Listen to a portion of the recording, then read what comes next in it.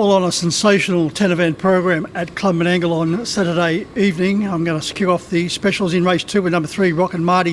Finished down the track last time out, a much stronger race. On that particular occasion, Rock and Marty had to work double overtime. This time around, beautifully drawn in gate 3, and his form prior to his latest commitment was outstanding. So I think Rock and Marty is certainly worth the gamble in race 2 on the card. Over to race 3, the Allied Express Sprint, one of the qualifying events for the Garrard's Miracle Mile. I'm going to stick with Wolf Strider, brilliant winner of the Terrain Cup last time out. He's nicely drawn in 4. I think Wolf Strider will take a power of beating without Orlando as his main danger.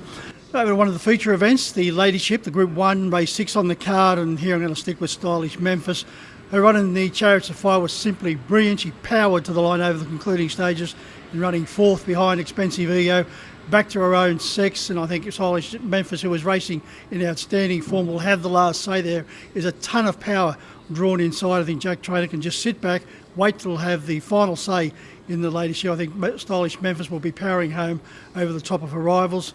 To race 7, the Oaks and Antonia for David Thorne has drawn ideally in gate 1, fitter for 2 runs back from a spell. The run last week was outstanding. She did a power work outside the leader, fought on very bravely in finishing second, and with the fitness level and gate 1, I think that's going to be a huge plus.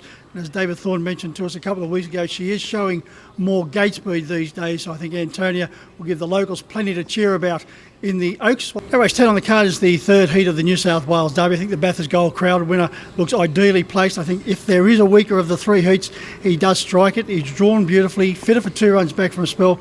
And what was pleasing about his last start, when he did settle nicely over the 2,300 metres, he has shown on occasions he can rip and tear over the short trip. But Brian Portelli was very pleased with the way he settled in that race. 2,400 metres won't be a concern. I think Tasty Delight will be leading from start to finish.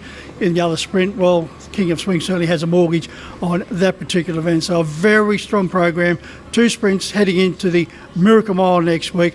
5 selections, and hopefully they'll be greeting the judge. Until next time around, good punting.